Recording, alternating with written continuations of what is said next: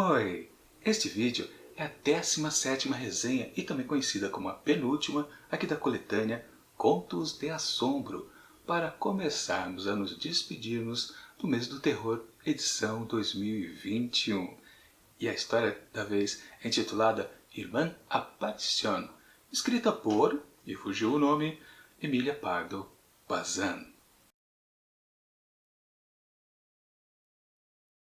No convento das Clarissas de S. Pontinhos, através da dupla grade baixa, vi uma freira prostrada em adoração. Estava de frente ao altar-mor, mas tinha o rosto colado ao chão, os braços estendidos em cruz e mantinha imobilidade absoluta. Não parecia mais viva que o vulto imóvel de uma rainha ou uma princesa, cujos mausoléus de alabastros adornavam o couro. De repente, a freira prosternada se aprumou, sem dúvida para respirar, e pude distinguir suas feições. Notava-se que devia ter sido muito bonita na juventude, tal como se sabe que certos muros arruinados foram palácios esplêndidos. A freira poderia ter tanto 80 anos como 90. Seu rosto, de um amarelo sepulcral, a cabeça trêmula, a boca macilenta, as sobrancelhas brancas revelavam esse grau supremo da velhice, em que a passagem do tempo chega a ser imperceptível. Ufa! Assim começa Irmã Aparición, escrito por Emília Pardo Bazán. Não consigo decorar o nome dessa escritora espanhola, mas não tem problema. O que vale é que sim, esse conto conta a história então aqui desta irmã que já está ali em clausura há muito tempo. Não está especificado exatamente quanto, né? Mesmo porque a observadora aqui não consegue entender direito a sua idade, né? Eu falei observadora? Sim, é verdade. Quem está narrando então esse conto pra gente é uma mulher, que a gente consegue saber exatamente qual é a sua idade. Se é jovem, se é um pouco velha, ou tão velha quanto a irmã que ela está ali observando nas suas orações. Bom, ela fica curiosa exatamente pela postura dessa irmã, né? Percebe-se como ela está ali, fiel aos seus martírios, digamos assim. E ela fica com aquilo na cabeça. Depois que ela sai, então, ali da igreja, ela conhece um senhor que sabe bastante a respeito, então, do passado desta irmã, conhecida, né, como Aparición, mas de batismo ela se chamava Irene. Pois é, qual é o passado duvidoso, então, dessa moçoila que fez ela ficar tanto tempo por ali? Bom, justamente quando o homem começa a relembrar um pouco o passado para essa protagonista aqui, protagonista não, para essa narradora aqui da história, meio que naquelas, né? Talvez você pense um pouco, né? Faça uma conjectura a respeito do que fez essa mulher lá, tão jovem, ficar até quase seu fim de vida por aqui nessa igreja das Clarissas. Bom, não é aquela coisa básica de sempre, ou seja, né, uma jovem mulher se apaixonar por um homem e não ser correspondida e, por desilusão, acabar indo para o convento. Essas coisitas acontecem, né? Mas o homem diz, não foi isso que aconteceu, não. Bom, nesse ponto eu poderia parar o teaser aqui e dizer, né? E paro então de contar qualquer outra coisa para não estragar a experiência de leitura. Bom, na verdade não tem lá muita leitura a seguir. Tem uma espécie de enrolação aqui deste homem que a narradora da história encontra, né? Ele fica falando alguns pormenores que até não acrescenta muita coisa, para falar a verdade. Mas o que importa, sim, essa moçoila, ela fica apaixonada por um homem, sim, um homem interessante, de nome Camargo. Ok, mas o sujeito não dá muita bola para ela. Para falar a verdade, uma moçoila ainda, né? Depois, numa outra oportunidade, sim, a própria família, então, de Irene, pensa, não, esse cara é um bom sujeito, você podia até, quem sabe, né? Enfim, por que não, né? Juntar famílias aqui e acolá, isso acontece sempre, né? Bom, enfim, o que vale é que, então, Irene começa a tomar algumas certas liberdades para o seu modo rígido de conduta, obviamente, né? Sua mãe assim a instruiu, seu pai, claro, concordou com tudo aquilo, né? Ser uma moça refinada, educada, né? Sem nenhum deslize, né? Essas coisitas básicas para uma moça que, claro, possa ser desposada por um bom partido. Sim, o cara era considerado bom partido, o Camargo deveria ser, de fato, mas não, na verdade ele não era um bom sujeito. Acontece que ele insistiu então em ir atrás de Irene, e ela ficou refugando durante umas duas duas oportunidades. Digamos que quase na terceira, ela foi então se encontrar com ele na casa do homem. A coisa não vai dar certo, né? Pois é. Bom, e a história já está acabando, para falar a verdade. Sim, isso aqui é mais que um fiapo de narrativa. E o que acontece então por lá é que sim, ela se deixa levar exatamente pelo bom partido, entre aspas, mas que se revela um bom de um canalha. Pois é, quando ela já está nos braços dele, completamente... Bom, não tem uma certa definição aqui no texto do estado que ela estava, mas diz que ela estava com os cabelos soltos e os ombros nus. Estava quase lá.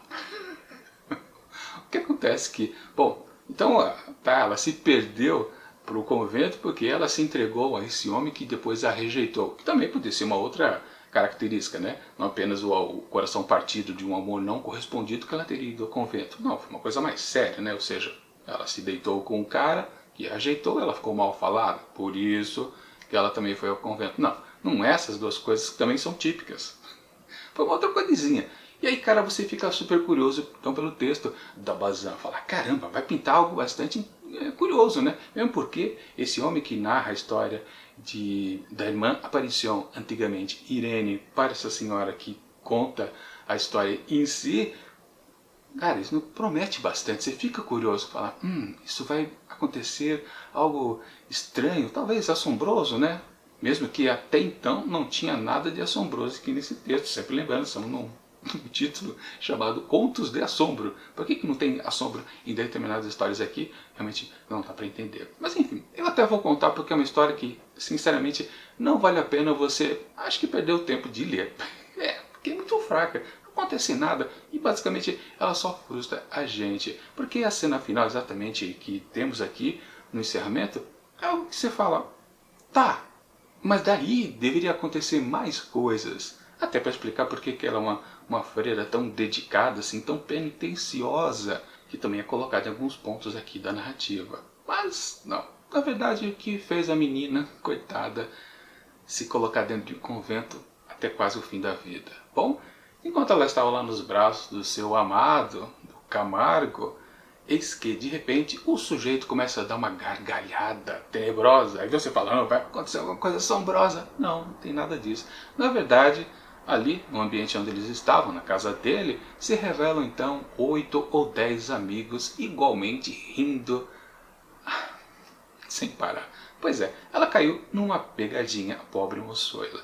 E vai daí que ela saiu correndo então da casa do Camargo, acho que num estado quase nua, pelas ruas, foi para casa e nunca disse à família o que diabos aconteceu então na casa lá do seu possível bom partido. Pois é, fico nisso. A história não apresenta nada de interessante. O que a gente vai guardar deste evento que acontece aqui com a sua protagonista? Basicamente nada, isso não é marcante. Quer dizer, para a personagem sim, mas para nós que estamos lendo, a gente não consegue tirar exatamente disso alguma consequência maior, mesmo porque a gente não consegue se envolver com a personagem, com a irmã Aparição, ou então a própria Irene no caso, né? Porque na verdade quem sofre foi a Irene, não a irmã Aparição. Ou seja, são dois personagens que acabam não se conectando e não oferecem nessa junção, ou quase junção, alguma coisa que sirva pra gente.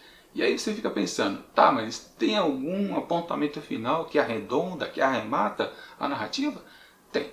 O comentário, então, do homem que está narrando contando sobre essas histórias passadas, para essa narradora aqui da história, ele diz, né, que então foi por isso que ela passou a sofrer tanto, se martirizar, se autoflagelar durante décadas e décadas ali dentro da congregação das Clarissas. Mas aí a mulher narradora, e aí sim, vale a pena dizer por que tem um certo fundamento esta pessoa que narra a história pra gente ser uma mulher, ela faz um apontamento interessante. Não, ela não está se penitenciando apenas porque aconteceu com ela, com suas dores, seus sofrimentos. Ela também o faz, tudo isso, todo o seu martírio, também pelo homem, pelo Camargo. Aí a história acaba. Mesmo assim, né? Claro, a visão feminina, digamos assim, do ocorrido, daquela tragédia com aquela jovem mulher, né? Que ficou anos e anos sofrendo ali, se martirizando, se penitenciando Não só pela dor dela, mas pela dor do cara. Mas o cara é um canalha. O que importa? Ela está se, na verdade, penitenciando duplamente por nada, porque o sujeito era imprestável, ele fez uma armadilha para ela, só para tirar sarro junto com seus amigos. Por que fica sofrendo por ele? Não tem cabimento, para falar a verdade. Ou seja, esse texto aqui, sem pé nem cabeça, não tem muito fundamento. De novo, é um texto que, infelizmente, não dá para guardar, porque você vai esquecer. Não tem história aqui. Poderia ter todas essas bases aqui, todos esses pequenos detalhes da história da Irene virando a irmã Aparición, poderia render muitas coisas, muitos questionamentos, né? Consequências, inclusive, para o canalha, se a gente poderia considerar que fosse realmente um conto de assombro, mas não, né? Ou alguma coisa mais pesada que pudesse acontecer em todo o seu sofrimento de irmã Aparición durante décadas e décadas ao dentro da congregação, mas nem isso também. Não tem nada que se sabe aqui nesse texto, então, da Bazin. Infelizmente, essa coletânea aqui, então, de contos assombrosos está terminando de forma, então, muito fraquinha. E, portanto, para Irmã Aparición, escrito por, não consigo decorar o nome da Bazin, Emília Prado. Emília Pardo, não Prado, né? Acho que eu falei Prado antes, né? Emília Pardo. Bazin, eu atribuo apenas 2,5 asteriscos. Acho que não dá pra passar disso. É um conto mediano que não ofende ninguém também. Podia até ser menos, podia ser 2. Vou ficar com 2,5, né? Só pra fazer o quê, né? Não dá nem pra falar mal do texto, é tão ruim que você não consegue nem falar mal dele. Acho que esse é um problema, né? Enfim, vamos ver como termina então essa coletânea aqui de contos de assombro com texto de Edgar Allan Poe. Vamos ver se o negócio rende, porque simplesmente o escritor americano é um classicão do gênero, né? Vamos ver se funciona. Mas enquanto o próximo vídeo não chega, eu deixo aqui do lado dicas de outros meses do terror que aconteceram em anos anteriores. E